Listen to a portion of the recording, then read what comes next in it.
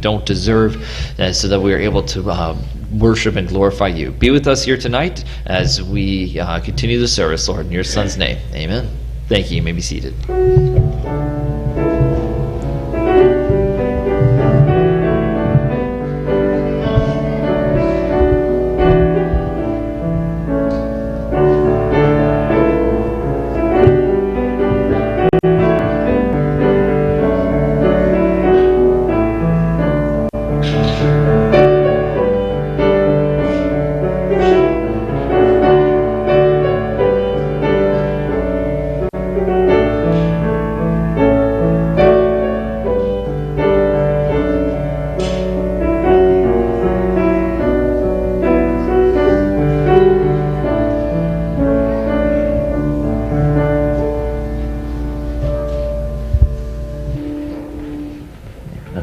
Thank you, Alex. Just a couple of announcements to keep in mind. Tomorrow we start our Teachers in Service for the Academy, and so we're looking forward to that and excited to get the school year going there. And then next Monday evening we have our orientation, and then Wednesday is our first day of school. And so I say excited, but it's mainly because it's, ready or not, here we come kind of thing. It's not that we're like, woo, back to school. At least some of us aren't. Some of the teachers are. Others are still holding and clawing on to the last little bit of summer that's still here. But like I said, ready or not, here we come. Not next Wednesday, but the Wednesday after that. Next Wednesday is our first day of school, so we will not have the regular scheduled kids program, but the Wednesday after that we'll start up the kids programs, the Keystone Kids, Royalty Club, and the Patch the Pirate Clubs, so looking forward to that as well. At this time we'll go and dismiss the little ones out. The workers will meet you out there, the 3 years old to the 6th grade. You can meet them in the back. And everyone else, if you have your Bibles, turn to Judges chapter 9, please. Judges chapter 9. I was looking out at the group we have here tonight, and it seems kind of sparse, but then I realized all of our teenagers are down doing one of their monthly teen meetings, and so that's where most of them are at. And then for those that have been praying for Pastor and Christy, Christy is back. Her, Junie, and Rebecca flew in this afternoon, and they are at home resting. I think Junie and Rebecca said that their travels back started at 10 p.m. last night. In order to get back home from London. And so they are getting some rest there before our meetings start tomorrow. So excited that they're back. And Pastor Wright, as I mentioned on Sunday, is in Jordan now doing the classes there for the seminary program. They're the Bible seminary that we support. So Judges chapter 9 is what we're looking at this evening. Judges chapter 9. And it's a story that's probably unfamiliar to most people. The book of Judges, you go through, we could list some of the judges pretty easily, pretty quickly. There's the ones that are pretty popular. You have Deborah, you have Samson, you have Gideon that's in there, and the ones that are there and go through are pretty simple. And also in the book of Judges, if you were in the Sunday school class that I was teaching a few weeks ago, or just know Judges, there's a pattern that takes place in the book of Judges that the people of Israel seem to fall in every single time life happens to them. They're going through, they sin, they turn their back on God, then they get sent into some type of slavery or servitude. Then while they're in that slavery, they realize that they are in bondage, that they can't do this anymore, they don't want to do this anymore, so they cry out to God for prayer for deliverance, and then God sends them some kind of deliverance in the form of a judge or a political leader. It's not the kind of judge we think of as somebody that's sitting at a bench in a courtroom, but a political leader, a military hero to help save them. But then once that judge dies, the next generation drifts again and goes and falls into that pattern again of sin, servitude, supplication, and then eventually salvation. Well, this passage here, chapter 9, takes place right at the end of the story of Gideon. And this is one that when studying this, it's different. The pattern is a little bit different of who the types of characters are, but the pattern is the same. They still get sent into sin. They still choose to sin. They still have that servitude of a ruler that's there. and all those things there. So we're going to look at this. But before we get into Genesis or Judges chapter 9, I want to look back and just a little and set some groundwork for the story before it began here. As I mentioned, Judges chapter 8 is a story of Gideon. And so we know the story of Gideon. He's the guy that put out the fleece 2 different times, making sure that God was really, really sure that he wanted to attack the Midianites. And then he goes and attacks the Midianites with 300 men, a great victory, great battle. He chases that army and completely wipes them out. But the part of the story that's not often told in the children's Sunday school classes starts in about verse 20, but we're going to pick up verse 22. Judges chapter 8, verse 22.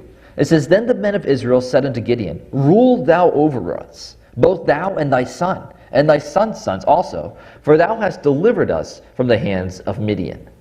Now, if they want Gideon to rule over them, and then his son, and then his grandson, what are they saying to Gideon? What are they trying to set up there? Jason? Trying to make him king. Yeah, they're trying to make him king. They're trying to set up a dynasty here that Gideon's family would go through. Well, Gideon understood, he realized at this point in his life, no, that's not what God wants. And so he says, I'm not going to do that. I don't want that type of leadership. I don't want to be king. But if you would, I do want some kind of recognition or payment for the services that I've done here. And so he goes and he says, what I want you to hear, he throws out a cloak and he says, all of the earrings that you got from the soldiers of the Midianites army, I just want the earrings. You can keep the bracelets, you can keep the necklace, any of the spoils of war, you can keep all that stuff. I just want the earrings.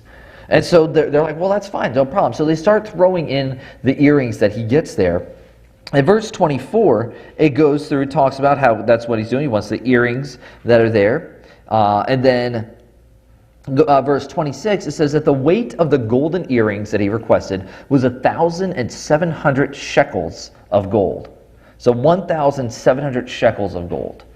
On the low level, a shekel would be about a day's wage kind of thing. So if you were to go and do what we would consider a full day's work, 8 hours, you would get paid a shekel. And so however much you get paid, multiply that per day, multiply that by 1,700. And that's how much gold Gideon would have got from these earrings that was here. So you can look at the price of gold, but regardless of that, it's a lot of money that he got here. And he does something interesting with it. He goes, and it says in verse 27 that Gideon made an ephod thereof and put it in his city, even in Ophrah, and all Israel went thither a-whoring after it, which thing became a snare unto Gideon and to his house. Now, does anybody remember, thinking back to their biblical history and teaching, what is an ephod? What was the ephod? There should have only been one. It was the garment that the high priest was supposed to wear. There should have only been one in Israel. The high priest wore it when he did his duties there at the temple. At this point, it was still a tabernacle. But Gideon makes one, and is looking at what they have here, he actually makes it out of gold eventually, covers it in gold, and that they begin to worship that ephod. So we jump down a little bit further, and verse 28 talks about that Midian had been subdued, that Gideon ruled them for 40 years, and then verse 29, it says Jerubbaal, that's Gideon, and Jerubbaal the son of Joash went and dwelt in his own house. And then here we begin to see where Gideon starts to slip. And we don't have any solid written out evidence as to why he began to slip, but we'll look at a couple of possibilities here in just a moment. Verse 30 says, And Gideon had 70 sons of his body begotten, for he had many wives. So 70, that's 70 sons that he had. So he had 70 sons. Why did he have 70 sons? Because he had many wives. And then verse 31, and his concubine that was with him in Shechem, she also bare him a son, whose name he called Abimelech.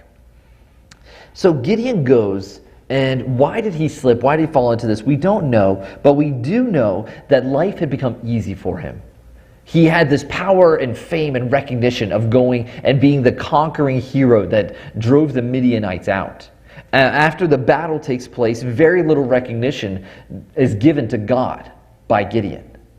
And going through here, when we look back and they say, rule over us, He does say, no, the Lord shall rule over you. He does say that at the beginning. Jehovah is going to be the ones in charge of you, but I want to be recognized as well. And he creates this ephod, and then it begins to be it says a snare for the Israelites, their watches. But Gideon has a very easy, nice life. For 40 years, he quote-unquote reigns over Israel, even though he wasn't king. But for those 40 years, he had the money, he had the wealth, he had the women and the power that was there. He had 70 sons from his wives, and then at least one concubine, probably more, that was there. And then one of the most sad verses that we see here, that it says it a couple of times in the book of Judges, but it's verse 33 of chapter 8. And it came to pass, as soon as Gideon was dead, that the children of Israel turned again, and went whoring after Balaam, and made Baal-bereth their god. As soon as Gideon was dead, it wasn't even the kind of thing where Gideon died and then they waited a little while longer. No, it says as soon as he died, the people went and drifted. They followed after the false gods. Well, why? Because Gideon did not lead the way he was supposed to in his life. Those 40 years were 40 years of very easy going for him, and he had drifted so far that when he died, the next generation just fell immediately because there was no godly leadership to take over. I mentioned this in the Sunday school class that what we excuse in moderations, our children will allow in excess. What we excuse in moderation, our children will excuse in excess. What we take just a small part of, our kids will look at, the next generation say, okay, well, if the older generation did this, then I'm going to go this far. And then the next generation says, okay, well, my parents did this, and they go a little bit further. And the drifting continues to go. And Gideon had been ruling for 40 years. Well, let's look at the legacy that Gideon left. Chapter 9, verse 1. And Abimelech, we just met him a few verses ago.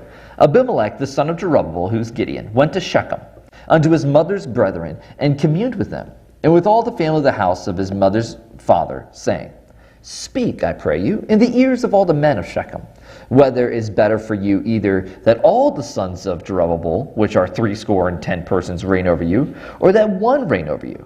Remember also that I am your bone and flesh. So Abimelech goes to his mother's hometown and talks to people on his mother's side. Says, okay, my dad's dead. Jerubbaal is dead. Gideon is dead. He had 70 sons. What's better, that one of us rules over you guys, or that there's 70 different leaders? Let's be honest. Which one's going to be better here? And the people of Shechem, his mother's brethren, his mother's family, go and they start spreading to say, you know what, we should support Abimelech. Let's follow him. Let's go with this guy. Let's follow this son of Gideon instead of the other 69 that are here. Verse 3, that's what they talk about, says that they inclined their ears to follow them. And then they, the people of Shechem, verse 4 says, gave him 70 pieces of silver out of the house of Baal-bereth, wherewith Abimelech hired vain and light persons, which followed him. So the people of Shechem go and say, okay, we're going to follow him. But when we do, we're not just going to follow him and say we pay him lip service. We're going to support him financially as well.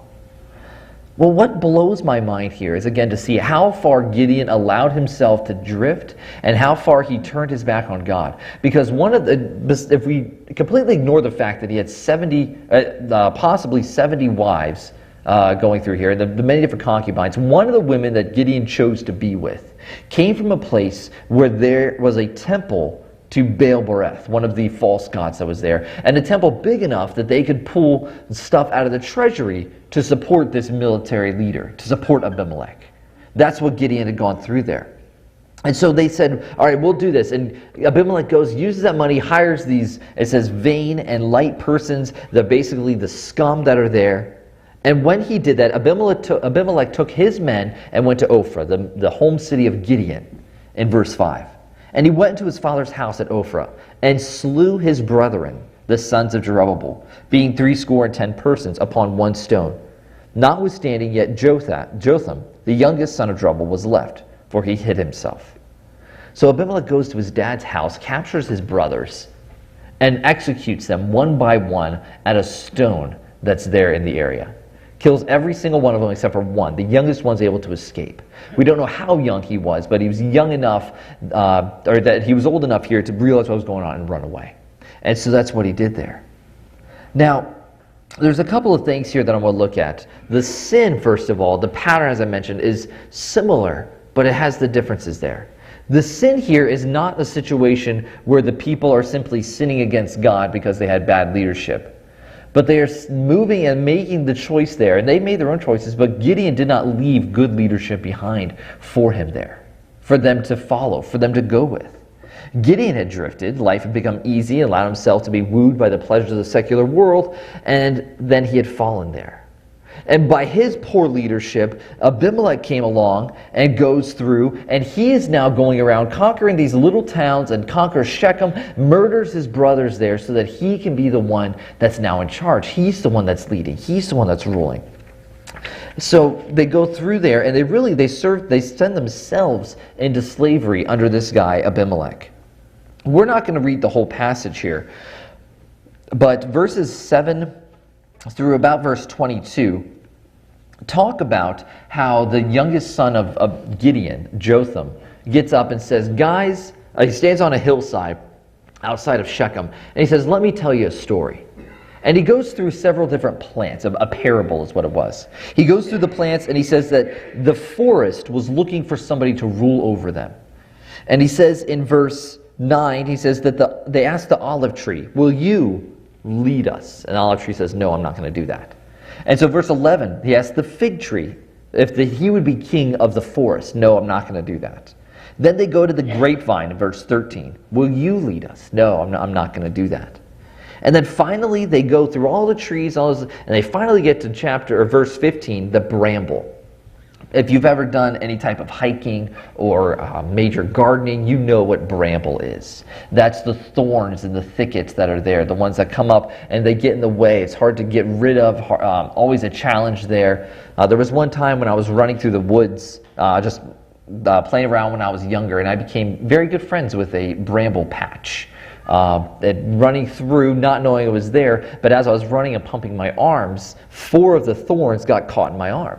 Well, I'm running, and so as I'm pumping my arms, they get caught in my arm here, and I pump my arm forward.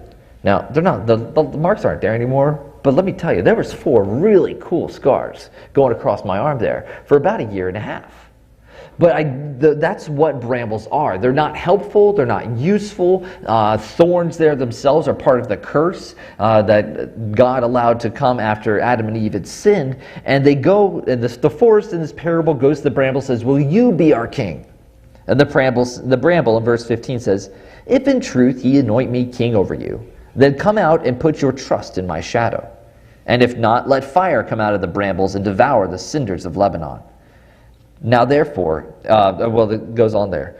Well, the bramble is saying, okay, if you want me to be king, then come out and lay under my shade. Well, that doesn't make sense, because brambles don't do that. Thickets and thorn bush, you don't think of a rose bush as something that's offering shade, offering help that's there. The fig trees, the cedars of Lebanon, the olive trees, those are what offered shade. Those were the useful leadership that would have been there. But the people of Shechem went and chose the worst possible person to lead them, and that was Abimelech. And so they go there, and Jotham looks back and says, you know what, actually here, let me just, men of Shechem, verse 16 says, now therefore, if ye have truly and sincerely, in that ye have made Abimelech king, and if ye have dealt well with Jeroboam and his house, and have done to him according to the deservings of his hands, for my father fought for you, and adventured his life far, and delivered you out of the hands of Midian. Jotham is saying, if you honestly believe that you did the right thing, that Gideon's family, my brothers, deserved what they got, then you'll be okay. If you honestly think you did the right thing there. But, verse 18, and ye are risen up against my father's house this day, and have slain his sons, 70 persons upon one stone, and have made Abimelech, the son of his maidservant. So it wasn't even a legitimate son. It was somebody from a concubine, one of the maidservants there, king over the men of Shechem, because he is your brother. And so they chose them there. And it goes through that they would eventually, the people of Shechem would be destroyed in fire. Just like you destroy bramble and it's useless, it's gone, and it's destroyed in that way, Shechem, you are going to be destroyed as well. And that's where we see an interesting change. There is no real supplication. There is no part here of these several cities crying out to God, saying, God, we're sorry for our sins. But they do go and have something take place. Abimelech reigned over Israel for 3 years. Now, when it says reigned over Israel, the wording is there is kind of interesting. This is the only time this word reigned is used in Judges, because it's the idea of an illegitimate rule. He really did not have that much control. Not a lot of people followed him. And if you look at the cities that he only had 3 small cities that he was in charge of, one of them being Shechem that was there. So he quote-unquote ruled over these 3 small areas in Israel for 3 years. Then verse 23, God sent an evil spirit between Abimelech and the men of Shechem. And the men of Shechem dealt treacherously with Abimelech. Now that evil spirit thing there, that can cause some fear, some confusion, and some doubt if we don't know what that means. There's 2 other places that I can think of in the Old Testament where God used an evil spirit to carry out his will. What are they? King Saul. Okay, King Saul was one of them. Ron? When you were saying Ahab to go out and get into battle. Oh man, I didn't think about that one. Okay, so there's 3 times. All right, Ahab, Pharaoh. God hardened his heart. The idea there of that spirit there that he's going through. Well, also, this same terminology and idea is used in the New Testament as well, of where God, it says that he would turn people over to their desires. It's not the idea of where God looked at Satan and said, hey, I want you to go do this. It's where God backed off and says, I'm going to allow him to do this. I am going to allow your choices, your decisions to fully come to fruition. The consequences of your choices are now going to come out. And the consequences of the men of Shechem, when they dealt treacherously to get that king, to get that ruler, they're going to deal treacherously while he's also there, because people don't change that easily. And so they began to do that. Verse 24 goes through that, says that they went and they weren't necessarily sorry for what they did to the sons of Gideon, but they knew it was a problem. Verse 25, they set up ambushes on the roads and in the mountain passes that led to Abimelech's main city, and began to ambush and rob and steal merchants and travelers that would go there. So people stopped traveling to him. He was losing money and commerce and financing that was going through there. And eventually, verse 26, there's a guy named Gaul that steps up and says, you know what? I want to lead Shechem. I want to be in charge of what's going on here. And so he gets a group of men in Shechem through the next several verses and leads this little group, and they go and say, hey, I'm the new leader. Shechem sets him up, and they go out and party. They celebrate the fact that they elect this new leadership in Shechem. When they're out there and they're in this party, almost a very drunken situation, they're cursing the name of Abimelech, saying, who is this guy? What's he got for us? Well, word gets back to him, back to Abimelech, that's what's going on. And now we see the interesting salvation that's going to take place here. How God allows the evil choices of man to carry out what he wants and to punish those evildoers. So they go through and they begin, like I said, carousing and all that's going on there. And look at verse 30. It says, when Zebul, the ruler of the city, this is the guy that's in charge of Shechem, heard the rules of Gaul, of Ebed, his anger was kindled. And he sent messengers unto Abimelech privately, saying, behold, Gaul the son of Ebed and his brethren be come to Shechem, and behold, they fortify the city against thee. Now therefore, up by night, thou and the people that is with thee, and lie in wait in the field. And it shall be that in that morning, as the sun is up, thou shalt rise early and set upon the city. And behold, when he and the people that is with him come out against thee, then mayest thou do them as thou shalt find occasion. So the ruler of Shechem sends a messenger to Abimelech, says, somebody is cursing your name, they're tearing you down, They're actually fortifying the city, hoping to be able to rip it out of your grasp. You need to come here and stop them. And they come up with a plan, a strategy. They're going to hide in the fields where the workers go out each morning to do their daily routine. And they're hiding out there, and when they come out, attack them. Attack the workers, and then the defenders in this new group has to come out and fight you. They have to defend their people. So that's what Abimelech does. The people of Abimelech get close into the city. They go through, they ambush and attack the workers that are there, the villagers. And then the army comes out and they get ambushed as well. And it goes terrible for this new guy, terrible for Gaul. And it gets so bad, actually, that Gaul has to flee back into the city, hides in the stronghold tower that's there, and loses the city of Shechem completely and utterly to the people. It's completely in Abimelech's hand, except for the stronghold that's there. And it goes in verse 40. It says, Abimelech chased him, Gaul, and he fled before him. And many were overthrown and wounded, even entering of the gate.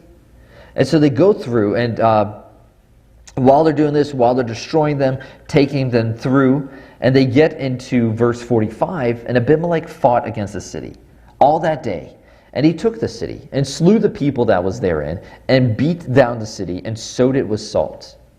So this city of Shechem gets wiped out at this point by Abimelech. And it says that he sowed it with salt. Now this is one of those things that when in ancient times, when you really wanted to make sure you were delivering a message, you sowed the land with salt. What that meant was, instead of throwing seed out onto the field and then using a plow and things like that to promote it, you threw salt out there. And you worked it into the soil, into the ground, the topsoil that's there, and it completely destroyed the usefulness of that area. So if you wanted to destroy an area and make sure nobody was able to come back there for a long time, that's what you did. The Romans did this, the Greeks did it, Abimelech did it, and actually it wasn't for another 150 years of biblical history till Shechem was rebuilt that they had here. He goes and destroys it. Well, the small group of people are able to run away from Shechem. But before we get to what takes place there, what the next part of the story happens, I want us to stop for a moment and just look at the series of events once again and lay out what happened and what is taking place here and how it could have been different. We look back at the beginning. The whole reason that Gideon was chosen by God was to lead his people away from bondage, out of bondage from the Midianites with God's help. And he did that fantastically. He went through and did that. He had his doubts, he had his problems that were there, but God knew what he was doing when he chose Gideon. But then for those 40 years, it's one or two sentences in the Bible, but for 40 years, Gideon chose to lead a life that did not point people to God. So that when he died, at the end of his life, at the burial that took place there, it's almost like when the last shovelful of dirt was on his grave, they're like, whew, good. All right. Not that he was much of a spiritual leader anyway, but now we definitely don't have to pretend anymore. He led a life that as soon as he died, Israel immediately turned to the false gods that were in the land. One of the problems is those gods weren't even supposed to be there. It was Gideon's responsibility, it was Gideon's job to drive out the people who worshipped those gods and to make sure that that worship did not resurface while he was there. But he didn't do that. He allowed sin to remain in the culture that he was in. Now, our lives is a little bit different today. God calls us as New Testament believers to be in the world, but not of the world. But we have the responsibility as children of God, as believers, to make sure that sin is not a major part of our individual Christian culture. And as Christians, that when I say Christian culture, that's our lives. Yes, sin is going to be there. It's going to take place. But we should not be allowing ourselves to be infected, to be drawn into, and to allow ourselves to go closer to what's there. I mentioned before, the Bible talks about that God is a strong tower, that he is a mighty fortress, a solid rock. Well, you don't move those things very well. Out here, if you drive down to the gravel parking lot there, we've got a little bit of a grass area on that turn. Well, when we first got it in there, it was great and all, but as people make that turn, they would take it too sharply, and the tires of their vehicles were beginning to go out off the asphalt and into the grass. And whether it rained or whether it was hot or whatever, there was a bigger and bigger gap of mud and dirt that was forming there because people weren't paying that close attention, and they started cutting that corner too sharp. Well, we put in a couple of those reflector sticks that are there, and those work for a little while, but those are really easy to move, or they get knocked over, or they're not really going to do anything. So if you're to drive down there now, there's a couple of largest limestones that are down there. And when I was putting those in, we had our summer care here, and there was a girl, I think she's going into 4th grade, looked at me, and I had the tractor there, and I was putting them down there. She's like, "What are you doing?" And I looked at her, and I was blatantly obvious with her. I was like, "Well, I'm tired of people driving on the grass and killing it, so I'm putting the rock here so if they hit the rock, it messes up their car." And she's like, "No!" I think she meant that I was purposely putting it there to mess cars up. But it's the kind of thing there that if there's nothing there to stop the vehicles, or it's just those little reflector poles, people are going to easily drive on the dirt that's there. But if you have a rock that weighs 50 to 75 pounds that's there, they're going to see it, and if they hit it, they'll know it.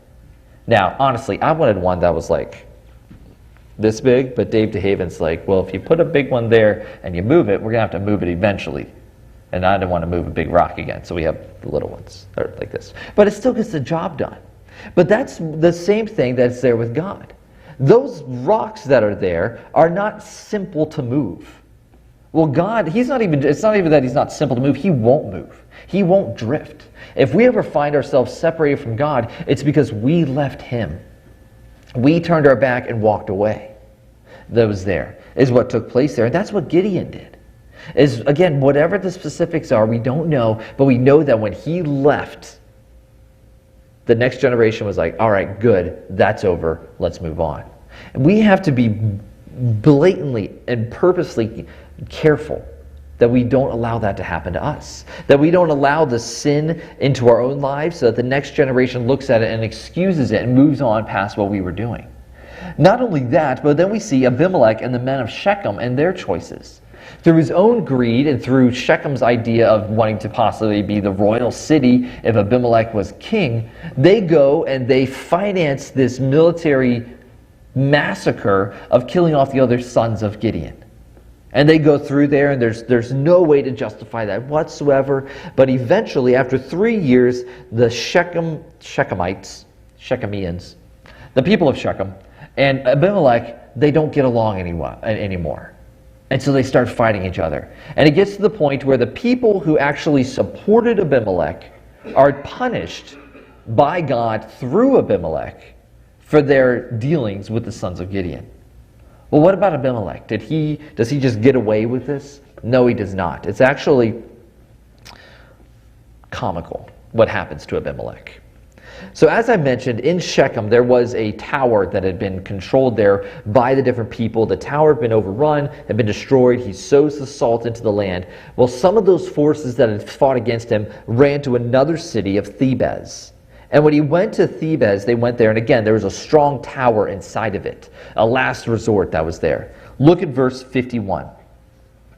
"But there was a strong tower within the city is Thebez, and thither fled all the men and women. And all the city shut it to them, and got them up to the top of the tower. And Abimelech came unto the tower, and fought against it, and went hard unto the door to the tower to burn it with fire." And so he was going through there, and he was trying to burn this tower down that's there. They throw the brambles, they throw the wood onto the base of the tower to go and destroy it that's there. And they're doing it, and they're attacking the door because it's the weakest point that's there. And Abimelech is leading the charge, all that's taking place. And verse 53, it says, "And a certain woman cast a piece of a millstone upon Abimelech's head, and all to break his skull." Now that's a really confusing way of saying it crushed him. Okay, now it wasn't like one of those, they gave him a skull fracture. So it wasn't, we'll see just a couple of verses, it wasn't like story's over kind of thing. But it hit him, and he got a pretty massive skull fracture that he knew he wasn't going to live. But so there's this woman that's on top of the wall that's there, and it probably wasn't very high, because we'll see in the next couple of verses, he knew it was a woman who dropped the stone on his head. But she pushes this small millstone off, and it hits him in the head. Verse 54, "Then he called hastily unto the young man, his armor-bearer. And he said unto him, Draw thy sword and slay me, that men say not of me, A young woman slew him. and his young man thrust him through, and he died. And so here we see, even at the end of this life, what started out at the beginning of Abimelech of being very prideful and arrogant, of wanting to be the best of Gideon's sons, wanting to be the rulers, so much that it drove him to going and murdering all of his half-brothers that were there. At the end, the arrogance is still there, and he realizes, I just got mortally wounded by a woman. And again, very prideful thing for him that's there. And he looks at his armor bearer and he says, I would rather be killed by my servant than by a woman. So kill me. And we see here how much his pride, that once he's gone, he's not going to care anymore about what people say about how he died because he's dead. But it's still, his pride drove him to look at his armor bearer says to kill him. Now, what's again interesting here is we see the type of leadership that Abimelech had, or we could easily say the kind of leadership that he did not have. Because it says there that when he died, he had the stone fall, it crushed his skull, gave him the massive skull fracture. He was obviously lucid enough to say, hey, don't want to die by a woman, you do it. He dies. The next verse, we don't know how much time happened here, but I would suspect that it was pretty quick. That when the armor bearer was pierced him through and he was died, and the men on the battlefield soon realized that their military leader is dead, pretty quick thereafter, verse 55, it says, and the men of Israel saw that Abimelech was dead. They departed every man unto his place, or they went home. Again, the kind of leadership that is here, that Abimelech did not have, that he did not show, is one that as soon as he's gone, nobody took up his mantle. Nobody took up his cause. They looked at it and says, oh, he's dead, let's go home. He's the whole reason for fighting here, and it's no big deal anymore. Most likely this was part of the same group that had originally been paid by the money out of the treasury in Shechem. And so they looked at it and says, well, he's the guy that signs our paychecks, and he's not going to be doing that anytime soon, so I'm going home. No sense in me dying here at the tower. I don't want a girl to push another millstone on my head, kind of thing. And so I'll just leave. And so whereas this is a good thing for Israel and for these people here, we see in this lineage here, we had Gideon who did not have somebody to properly take up the mantle. We have Abimelech who thankfully did not have somebody to take up his mantle of his way of going there, of it taking place. And we see that the salvation of Israel, of this area, this region that's here, was not through a godly person. It was not through a situation where it was an enemy force over top of Israel. No, this was Israel fighting Israel. And this was evil Israel fighting evil Israel. And God used them both to punish each other and remove the situation that was here. Because we see that in verse 56. It says, thus God rendered the wickedness of Abimelech, which he did unto his father, in slaying his 70 brethren. And all the evil men of Shechem did God render upon their heads. And upon them came the curse of Jotham, the son of Jerubbaal. And again, Jerubbaal was another name for Gideon there. So a couple of things here to keep in mind when we look at this story. You have to be careful when you're going through Old Testament narrative that you don't put too much figurativeness on it. You go through there and say, well, it was a millstone that crushed Abimelech's head, and Jesus said it was better for a millstone to be tied around our neck and cast into the water. Millstones are important. But no, it's just, those are the details of the story. We have to be careful there, but there are some truths that we could take out here. One that I've already mentioned several times is the poor leadership that is seen throughout this entire story. The godly leadership that is completely absent from the end of Gideon's life and all through this story here in chapter 9. But then also we see that God's way will always work out. We don't know what the spiritual life was for people not mentioned in the story. Were there worshipers of God in Shechem? Were there some others in the different area that are looking at it and saying, God, when will you deliver us? When will you help us from this evil of Abimelech? We don't know what Jotham was doing during these 3 years. We have no idea. But we do know that God's plan was working out. As I mentioned, the pattern is very similar, where there is the sin and there is a leadership change there, where they go and get the salvation, where the problem is taken care of. But we don't have is, again, the details of the resolution. But we can see here and realize that God was in control. He knew what he was doing. And when Abimelech chose to sin and side with Shechem, and Shechem sided with him, they go through and they both get punished. They punish each other, actually.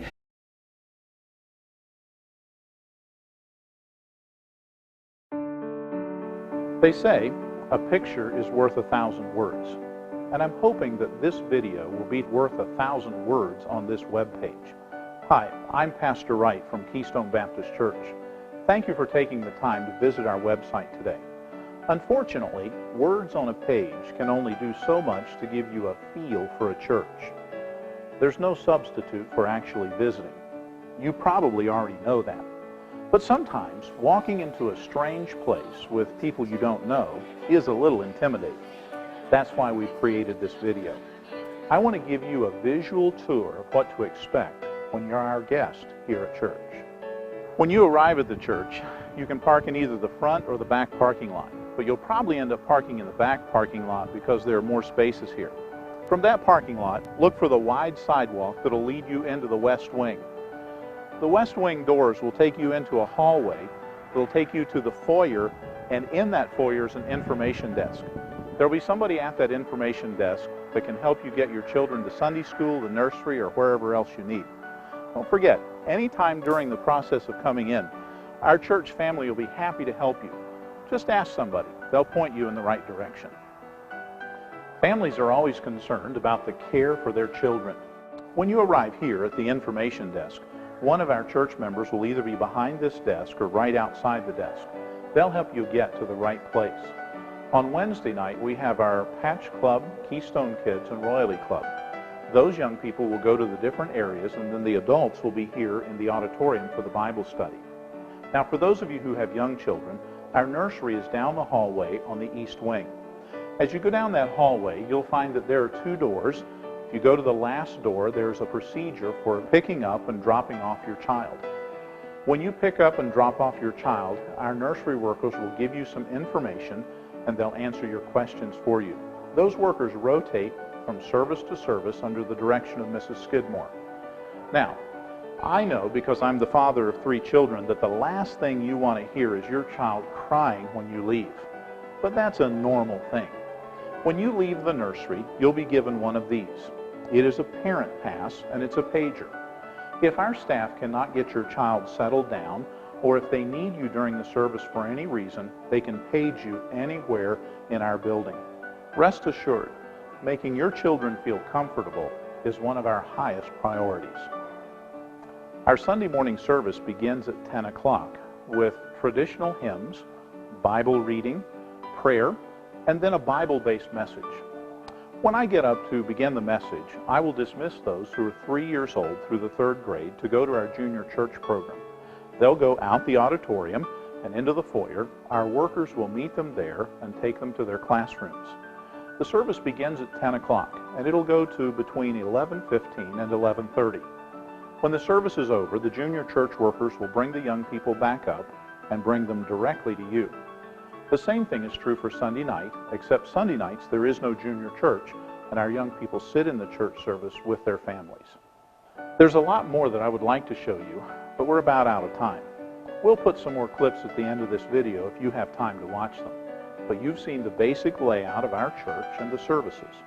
I'll be happy to give you a longer tour in person. Thanks again for visiting our website. I look forward to visiting with you in person.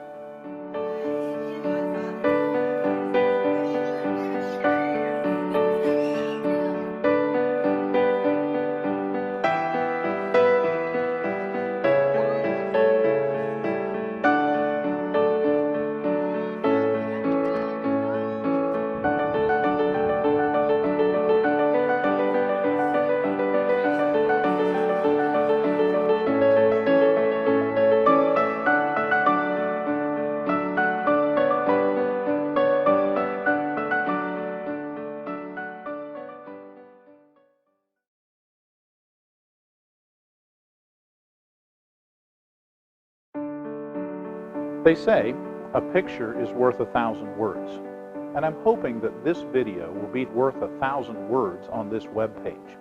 Hi, I'm Pastor Wright from Keystone Baptist Church. Thank you for taking the time to visit our website today.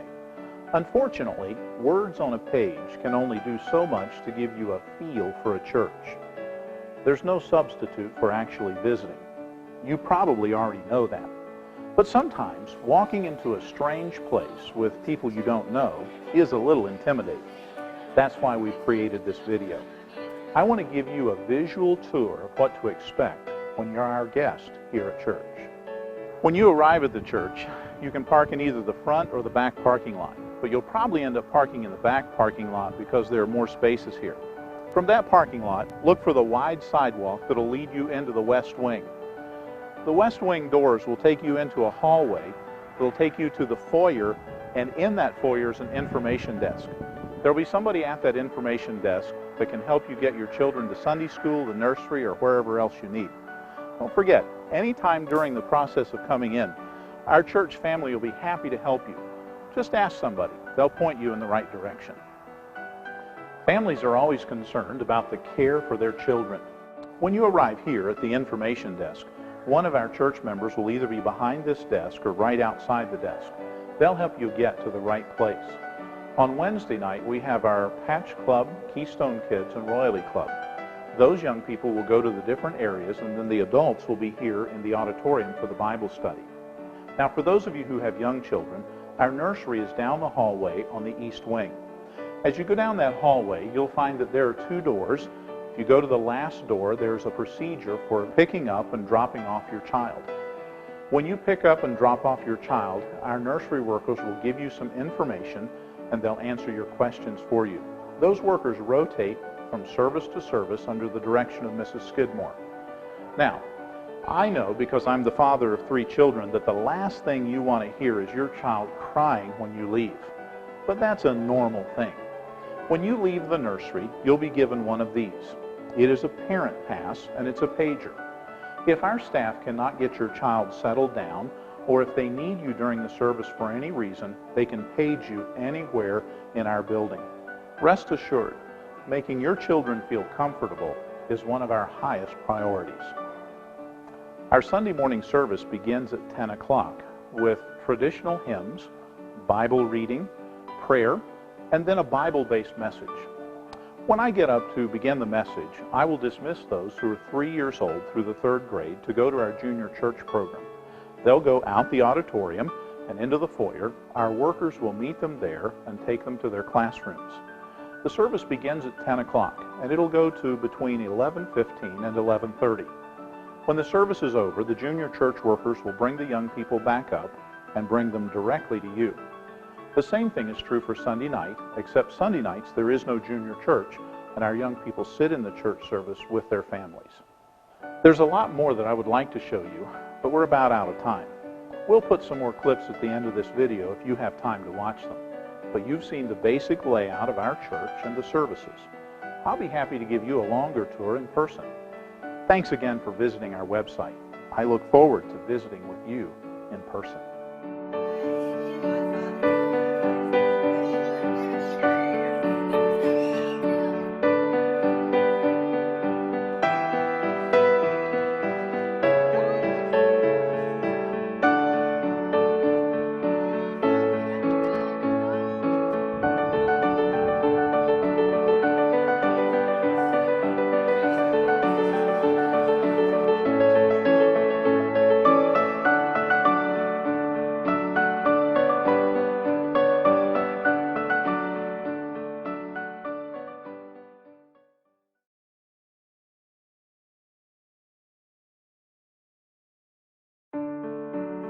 They say a picture is worth 1,000 words, and I'm hoping that this video will be worth 1,000 words on this webpage. Hi, I'm Pastor Wright from Keystone Baptist Church. Thank you for taking the time to visit our website today. Unfortunately, words on a page can only do so much to give you a feel for a church. There's no substitute for actually visiting. You probably already know that. But sometimes walking into a strange place with people you don't know is a little intimidating. That's why we've created this video.